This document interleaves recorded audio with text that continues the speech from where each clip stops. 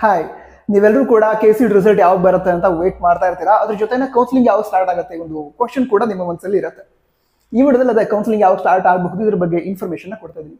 ಮೊದಲಾಗಿ ನಿಮ್ಮ ರಿಸಲ್ಟ್ ಏನಿದೆ ಅದು ಮೇ 19ರಿಂದ 25ರ ಒಳಗಡೆ ಬರುತ್ತೆ. ನಿಮ್ಮ ರಿಸಲ್ಟ್ ಏನಿದೆ ಅದು.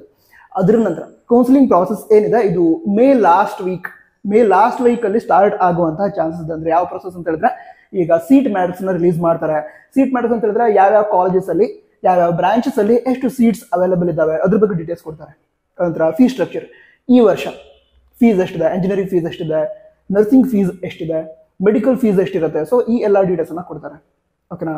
ಇದೆಲ್ಲ ಆದ ನಂತರ ಈ ಕೌನ್ಸಿಲಿಂಗ್ಗೆ ರಿಲೇಟೆಡ್ ಆಪ್ಷನ್ ಎಂಟ್ರಿ ಅಂತ ಪ್ರಾಸೆಸ್ ಸ್ಟಾರ್ಟ್ ಆಗುತ್ತೆ. ಈಗ ಡಾಕ್ಯುಮೆಂಟ್ ವೆರಿಫಿಕೇಶನ್ ಆಲ್ರೆಡಿ ಮುಗಿದಿದೆ ಅಥವಾ ನಡೀತಾ ಇದೆ. ಈಗ special category related document verification start ಮಾಡ್ತೀವಿ ಮುಂದೆ ಕೆಲವು ದಿನಗಳಲ್ಲಿ ಅಂತ ಹೇಳಿದ್ದಾರೆ. ಅಂದ್ರೆ ಮುಂದಿನ ಒಂದು ವಾರದಲ್ಲಿ ಈ ಸ್ಪೆಷಲ್ ಕೆಟಗರಿ ಏನಿದಾವೆ ಅದಕ್ಕೆ ರಿಲೇಟೆಡ್ ಡಾಕ್ಯುಮೆಂಟ್ ವೆರಿಫಿಕೇಶನ್ ಸ್ಟಾರ್ಟ್ ಆಗಬಹುದು. ಅಂದ್ರೆ ಈಗ NCC, ಅದರ ನಂತರ scouts and guides, defence, ex defence, so ಇದಕ್ಕೆ related special category document verification ಅದಕ್ಕೆ ಡೇಟ್ ಅನ್ನ ಅನೌನ್ಸ್ ಮಾಡ್ತಾರೆ. ವೇಟ್ ಮಾಡೋಣ. ಓಕೆ, ಅದೊಂದು ಮುಂದಿನ ವಾರದಲ್ಲಿ ಸ್ಟಾರ್ಟ್ ಆಗಬಹುದು.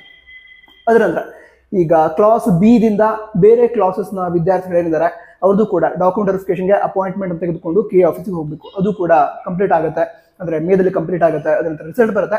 ರಿಸಲ್ಟ್ ಬಂದ ನಂತರ ಕೌನ್ಸಿಲಿಂಗ್ ನ ನೆಕ್ಸ್ಟ್ ಇಂಪಾರ್ಟೆಂಟ್ ಪ್ರಾಸೆಸ್ ಏನಿದೆ ಅಂದ್ರೆ ಆಪ್ಷನ್ ಎಂಟ್ರಿ, ಅದನ್ನ ಸ್ಟಾರ್ಟ್ ಮಾಡ್ತಾರೆ. ಅದು ಮೇ ಎಂಡ್ ಅಥವಾ ಜೂನ್ ಮೊದಲನೇ ವಾರದಲ್ಲಿ ಸ್ಟಾರ್ಟ್ ಆಗಬಹುದು. ಬೇರೆ ಏನಾದ್ರು ಡೌಟ್ ಎಲ್ಲ ಕನ್ನಡ ತಿಳಿಸಿ. ಕೌನ್ಸಿಲಿಂಗ್ ಬಗ್ಗೆ ಡೀಟೇಲ್ ವಿಡಿಯೋನ ಆಲ್ರೆಡಿ ಅಪ್ಲೋಡ್ ಮಾಡಿದ್ದೀನಿ, ಚೆಕ್ ಮಾಡಿ. All the best. Jai Hind. Vande Mataram.